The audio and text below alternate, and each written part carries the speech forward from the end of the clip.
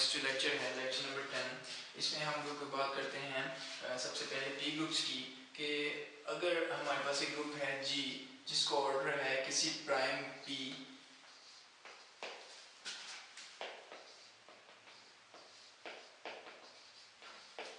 कि हमारे पास एक ग्रुप है जी उसका ऑर्डर है किसी प्राइम की पावर अल्फा, तो हम लोग उस ग्रुप को कहते हैं P group.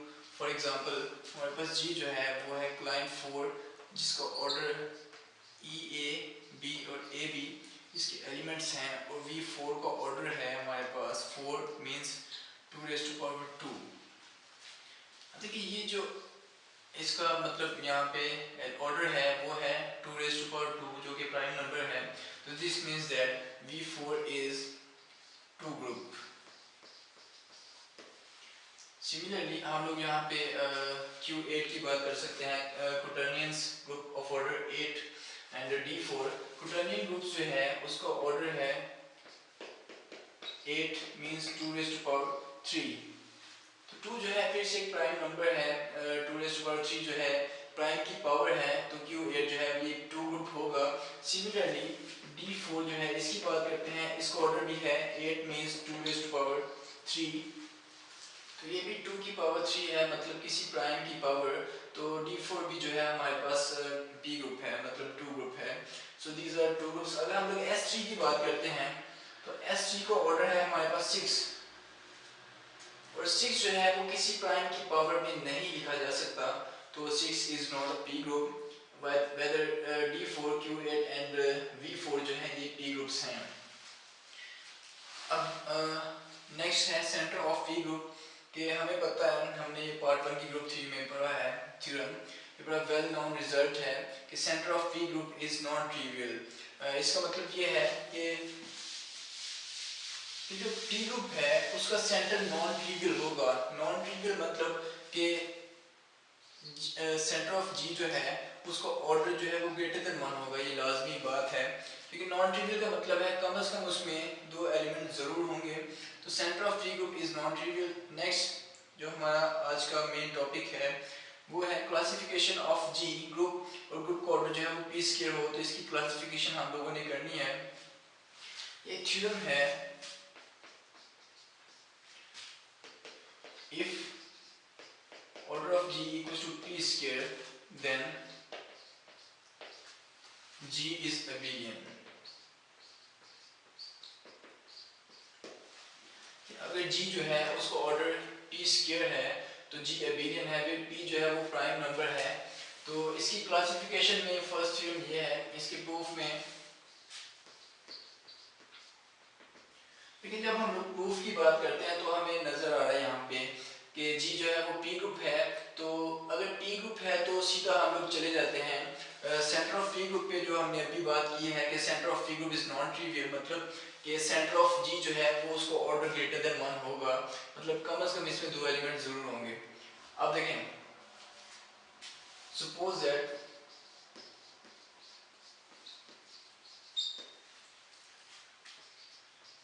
G be a group and और G का ऑर्डर जो है वो P स्क्वायर है। अब देखिए हमने G को प्रूव करना है abelian, तो we have to show that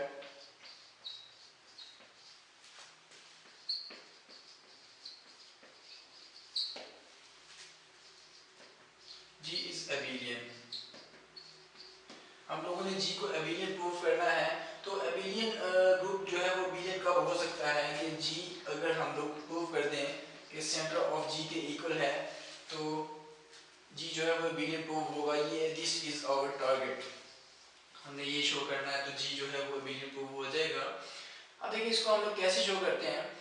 सबसे पहली बात कि G को हमने सेंटर ऑफ G के इक्वल प्रूव करना है, तो since G is P group, G जो है वो P ग्रुप है, सो सेंटर ऑफ G जो है इसको ऑर्डर ग्रेटर देन 1 होगा by this theorem centre of P group is non trivial, so इसका जो ऑर्डर है वो ग्रेटर देन 1 होगा। अब देखें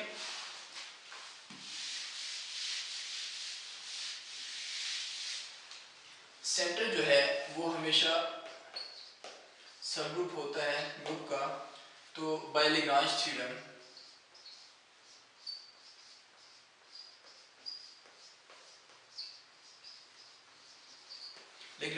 ये कहता है कि सेंटर जो है इसका ऑर्डर वो डिवाइड करेगा ग्रुप के ऑर्डर को। तो इसका मतलब है कि सेंटर जो है सेंटर ऑफ जी इसका ऑर्डर डिवाइड करेगा पी स्क्वायर को। अब देखिए अगर सेंटर का ऑर्डर पी स्क्वायर को डिवाइड करेगा तो सेंटर का ऑर्डर क्या पॉसिबल है, सेंटर का ऑर्डर जो है वो पॉसिबल है 1 पी एंड पी स्क्वायर। लेकिन हम लोग यहाँ पे कह चुके हैं कि सेंटर का ऑर्डर जो है वो ग्रेटर देन 1 है, so but center of G जो है इसका order is not equal to 1। This implies कि सेंटर ऑफ जी जो है इसका ऑर्डर क्या पॉसिबल है, आइदर पी और पी स्क्वायर। अब हम लोगों ने यहाँ पे प्रूव करना है G equal to centre of G, तो हम लोगों ने हमारा ये टारगेट है, हमने center of G equal to P square prove करना है। तो यहाँ पे हम लोग सपोजिशन लेते हैं कि इफ सेंटर ऑफ जी जो है वो अगर P हो, इसका ऑर्डर अगर P हो तो फिर क्या होगा, इसको हम लोग देखते हैं कि अगर सेंटर ऑफ जी का ऑर्डर P है तो इसका मतलब है कि सेंटर ऑफ जी का ऑर्डर जो है वो ग्रुप के ऑर्डर से छोटा है। तो इसका मतलब ये हुआ कि centre of G is proper subgroup of G, कि सेंटर ऑफ जी जो है इसका प्रॉपर सबग्रुप है। अब हम लोग यहाँ पे बात करते हैं सेंट्रलाइजर की। फिर लेट हम लोग एक एलिमेंट लेते हैं जी का, सॉरी यहाँ पे हम लोग एक बात यहाँ पे दोबारा से करते हैं कि सेंटर जो है वो इसका प्रॉपर सबग्रुप है। और प्रॉपर सबग्रुप कब हो सकता है कि जब इसका कम से कम एक एलिमेंट जो है वो इसमें ना हो। मींस हम लोग सिंस यहाँ पे बात करते हैं कि since center of G is subset of G, proper subset of G, so there exist an element A belongs to G such that A does not belongs to center of G। कम से कम एक element ऐसा जरूर होगा कि जो G में है लेकिन सेंटर ऑफ G में नहीं है, इसी वजह से सेंटर जो है वो उसका प्रॉपर सबग्रुप बनेगा। अब देखें हम लोग ये जो एलिमेंट है A, इसके सेंट्रलाइजर की बात करते हैं हम लोग। कंसीडर सेंट्रलाइजर ऑफ A, A के सेंट्रलाइजर की बात करते हैं। हमें इस इनइक्वालिटी का पता है कि जो सेंटर ऑफ ग्रुप है centre of G always contain in centralizer of A and centralizer of A contain in G. कि ग्रुप का सेंटर जो है वो सेंट्रलाइजर में हमेशा कंटेन होगा। एक्चुअली ये इनइक्वालिटी है हमारे पास, इसको याद रखें कि सेंटर जो है वो हमेशा कंटेन करता है सेंट्रलाइजर में और सेंट्रलाइजर जो है वो कंटेन करता है नेक्स्ट नॉर्मलाइजर में।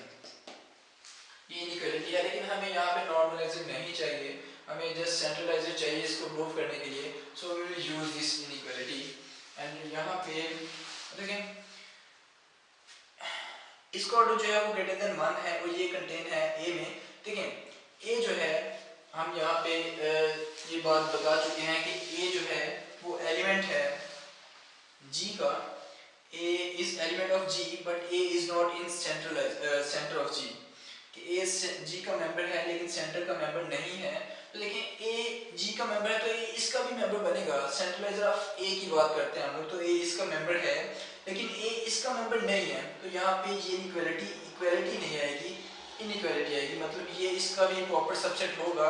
और आइडेंटिटी हम लोग जानते हैं कि आइडेंटिटी तो इसमें होगी और यहाँ पे भी इक्वालिटी का साइन नहीं आएगा बिकॉज इसका ऑर्डर जो है वो ग्रेटर देन 1 है कि आइडेंटिटी इसके अंदर प्रॉपर्ली कंटेन करती है और इस ये जो है वो सेंट्रलाइजर के अंदर प्रॉपर्ली कंटेन करता है एंड दिस कंटेन्स इन जी। अब देखें अगर हम लोग इसके ऑर्डर की बात करते हैं यहाँ पे 1 less than centre of G order and less than order of centralizer of A and less than equals to order of G. Order की बात करते हैं कि 1 जो है इसका ऑर्डर 1 लेस देन है इसके ऑर्डर से और इसका ऑर्डर लेस देन होगा इसके ऑर्डर से एंड इसका order less than equal to the order of G. अब 1 लेस देन इसका ऑर्डर हमने p सपोज किया है less than centralizer of A इसका order and less than equal to G का ऑर्डर जो है वो पी स्क्वायर है। अब देखिए सेंट्रलाइजर जो है ये जी का एक सब ग्रुप है। हमें पता है कि सेंट्रलाइजर जो है वो एक सब ग्रुप है जी का।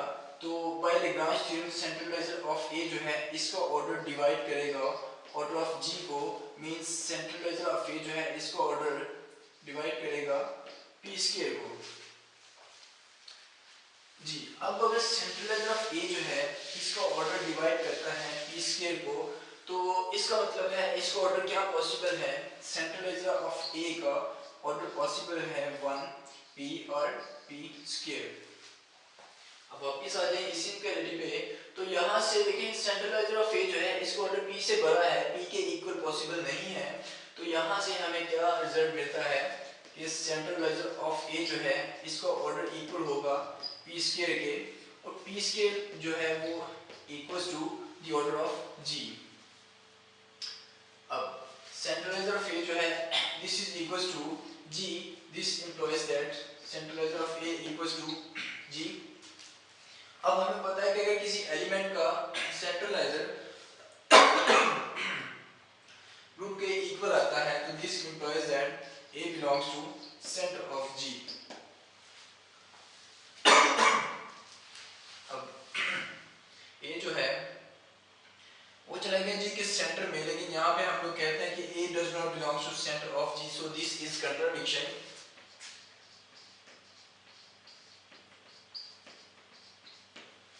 ये कंट्राडिक्शन है हमारी सपोजिशन की कि हमने सपोज किया था सेंटर ऑफ जी जो है इसका ऑर्डर पी है, दिस इज आवर कंट्राडिक्शन।